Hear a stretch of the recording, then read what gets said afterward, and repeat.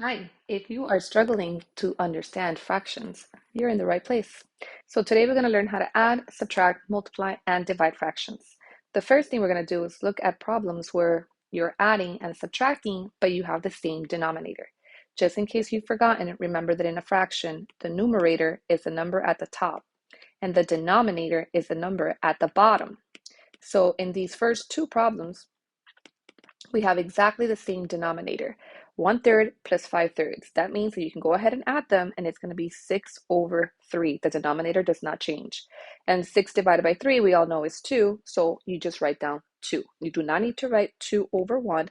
You can just leave it as 2. In the second problem, we're subtracting. Once again, we have exactly the same denominator. So we can go ahead and subtract the numerators, the top numbers. 11 minus 2 is 9. 9 divided by 36 simplifies to 1/4. If you've forgotten how to simplify, basically, if you look at 9/36, you're asking yourself, what is the biggest number they are both divisible by? In this case, they're both divisible by 9. So 9 divided by 9 is 1, 36 divided by 9 is 4. Perhaps you're thinking, gosh, I would never have thought it was going to be divisible by 9. And instead, you're like, I can divide by 3. That's fine. You can go ahead and divide by 3, and you're going to get 3/12. But then when you see 3/12, you have to realize, oh, I can still continue to reduce the fraction. And so you do. 3 goes into 12 4 times. So if you divide both again by 3, you're going to end up with 1/4. Go ahead and try these on your own. You should be able to do them quite simply. So in number 3, notice that you have exactly the same denominator. You have the number -5 plus 2. So this is going to equal -3/7. Now, a lot of students struggle to basically, where do they put this negative? Does it belong to the numerator? Does it belong to the denominator? Does it belong in the middle? Well, you can actually put it wherever you want. If it's in the middle, that's fine. If you put it in the denominator, that's fine as well.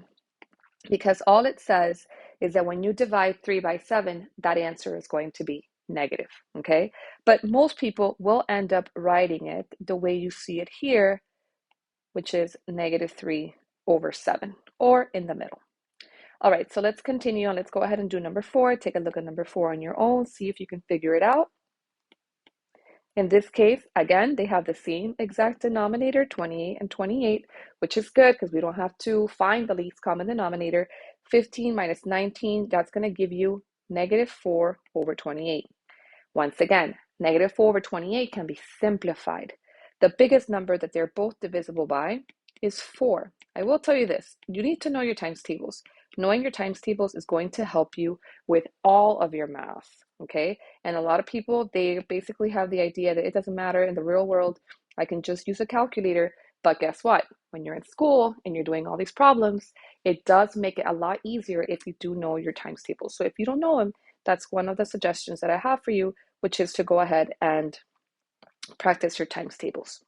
All right, so now what happens when we are adding and subtracting fractions, but they have unlike denominators? So in the first one, notice the two denominators are 2 and 8. So what you want to find is what's called the LCD, the least common denominator. And the least common denominator is basically the least common multiple. The first number is 2. Multiples of 2. You start with 2. 2 times 1 is 2. 2 times 2 is 4. 6, 8, 10, 12, 14, 16, etc. Those are all the multiples of 2. Multiples of 8. 8, 16, 24. But if you notice, I already found a number that they both have in common, which is the number 8. Do you have to do this for every single problem? The answer is no. If you know your times tables, you can very easily know that 2 goes into 8 exactly 4 times. So you would have been able to figure out that 8 is going to be the common denominator from the very beginning. So what you do is rewrite those denominators, and then you ask yourself, how does 2 become 8? Well, because you multiply it by 4, and whatever you do to the bottom, you will do to the top. So if you multiply the denominator by 4, you have to multiply the numerator by 4. and you get 4 over 8. And then the second problem right here, the second part of it, it stays the same because it already has 8 as a denominator. So the answer here is 9 over 8. This is an example of an improper fraction. An improper fraction is when the numerator is a number bigger than the denominator. And that's usually, like, especially for middle school and high school, how you want to give your answers. Before in elementary school, you probably will have to write it as a mixed fraction. And just in case you have forgotten, to go from an improper fraction to a mixed number, you have to ask yourself, how many times does 8 go into 9?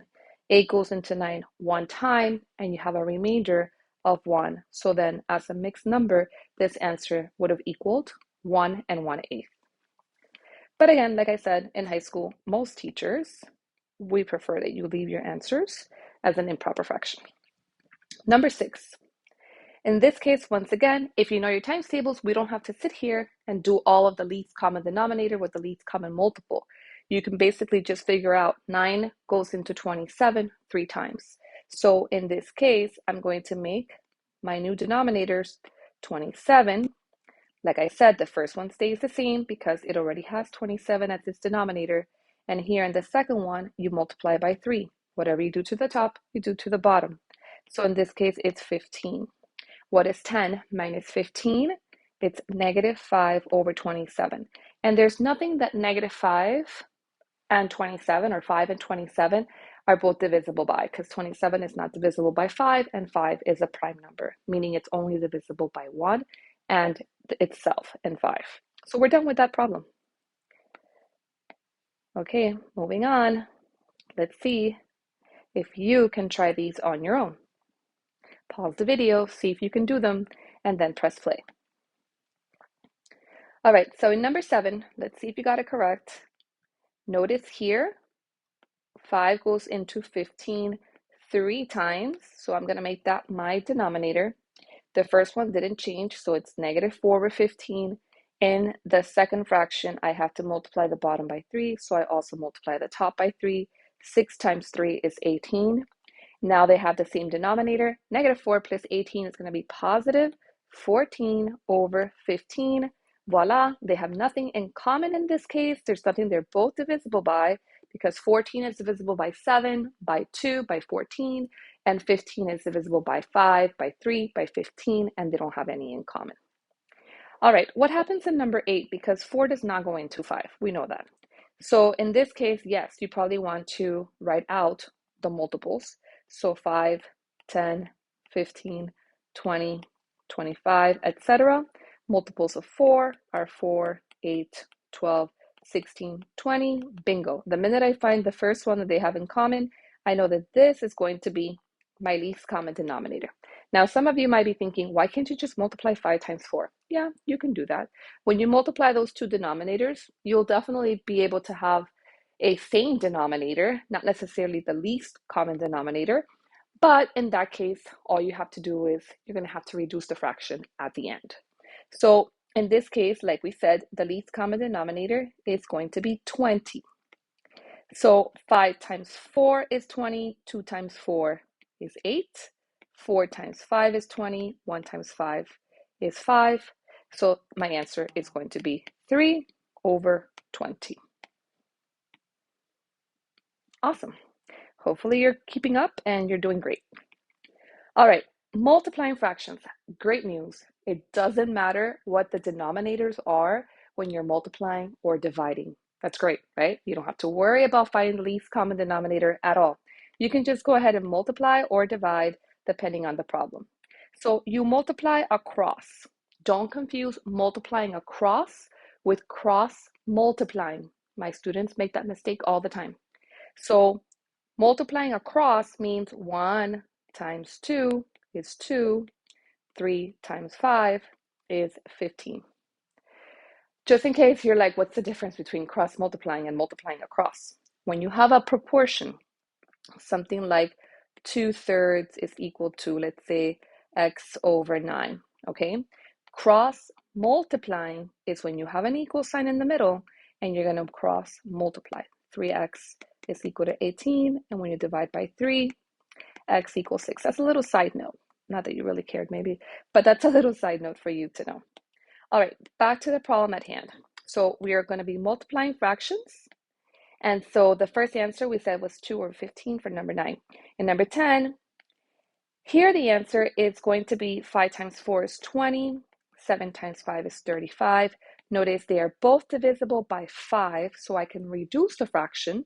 So 20 divided by 5 is 4. 35 divided by 5 is 7, so the answer is 4 sevenths. I want you to pay attention to this problem, however, because there's a little bit of a shortcut that we could have taken to get our answer faster. Notice that there's a 5 in the numerator and a 5 in the denominator, and we are multiplying. Basically, 5 divided by 5 is 1. So we are allowed to cancel those out.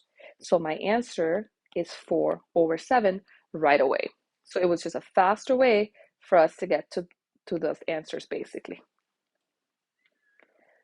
All right, again, this is your turn. All right, so go ahead, see if you can figure out these problems on your own. Pause the video and then come back and put play. So in number 11, notice that we are going to simplify before we even multiply. We still can multiply across, but the numbers are going to be really big, especially something like 25 times 9, which you may not know off the top of your head what that is. So 25 times 9 is 225. So this problem will give me negative 30 over 225. But then you're going to have to figure out, okay, what number are they both divisible by? Since the top number ends in a 0 and the bottom in a 5, they're both divisible by 5. So I get negative 6 over, and then 225 divided by 5 is going to be 45. But again, we can still keep going because they're both divisible by 3. So this gives me negative 2 over 15. But we can take a shortcut. I know you like shortcuts, right? Let's work. So 3 goes into 9 3 times, so this becomes 1/3. 10 and 25 are both divisible by 5, which makes this 2, and 25 divided by 5 makes this 5. So now I basically have a whole new problem, which is negative 2/5 times 1/3. And guess what this answer is? Negative 2 over 15.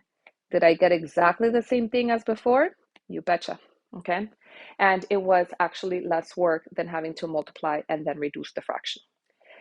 In number 12, there's really nothing that we can simplify because you're only allowed to simplify top to bottom, all right? You can't simplify side to side. And the reason why you can do it like the way we did here is because you are simplifying top to bottom. Otherwise, you can't. All right, so then 7 over 8 times 1 over 3 is 7 over 24, and that's it. Because you know your times tables, you know that 24 is not divisible by 7, and 7 is a prime number. All right, now we're down to our last part, which is dividing fractions. This, I'm sure you've heard of keep, change, flip. Okay, you keep it, you change it, you flip it. So you're going to change the division sign to multiplication, and whatever comes after to its reciprocal. Reciprocal is the opposite. So let's start with number 13. 24 over 36. I'm going to rewrite this. I'm going to change division to multiplication, and then I'm going to flip 8 over 6. So it's going to be multiplying by 6 over 8. So in this case, I'm going to go ahead and use the shortcut once again to make my life easier. 8 goes into 24 3 times. 6 goes into 36 6 times. And my answer is 3 over 6, which is 1/2. Number 14, I'm going to start by first rewriting the problem. So 10 over 25 times 5 over 4, because that's what the reciprocal means. You're going to flip the fraction. So you keep it, you change it, you flip it. Now I try to do my shortcut to help me out. 5 goes into 25 5 times. And this is what I mean by you couldn't have done the 5 and the 10. You see that? Because they're both at the top. You couldn't have made like 5 goes into 10 2 times. It won't work that way. It only works top to bottom. And then here, 4 and 10 are both divisible by 2. So I have 5 over 2. So here the answer is 5 over 10.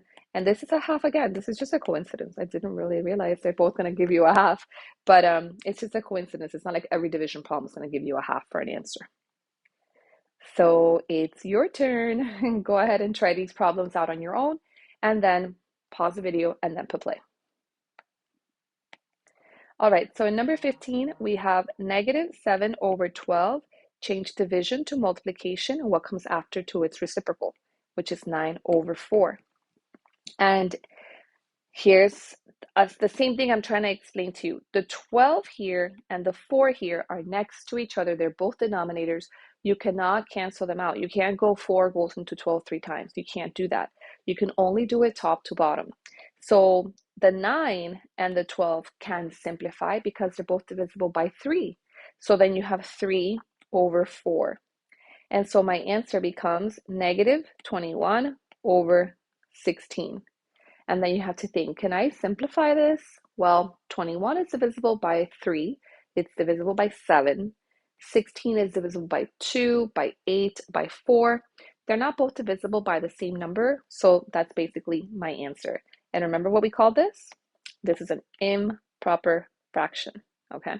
And if you had to simplify it to a mixed number, maybe your teacher does want you to do that, then it's going to be negative 1 because 16 goes into 21 one time, and the remainder is when you subtract the 2, 5 over 16.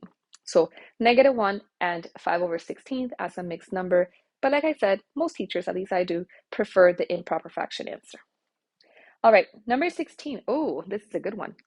You're dividing by a whole number, which is the number 2, but it's not a fraction, right? So you're probably thinking, how do I get the reciprocal of 2?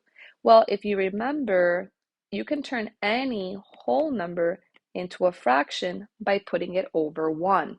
Any whole number can be turned into a fraction by putting it over 1. So now I do have division of 2 fractions. I can go ahead and, do the keep it, change it, flip it, basically. So then I have 18 over 5 stays the same. This becomes multiplication. And now you do the reciprocal of 2 over 1, which is 1/2. Time for our shortcut. 2 goes into 18 9 times. So my answer is 9/5. And just for practice, as a mixed number, 5 goes into 9 one time, remainder 4. So 1 4/5. Hope you found this video useful. Remember to subscribe to my channel for more help with math so you can say, yes, I can do math with confidence. Until next time, thanks for watching.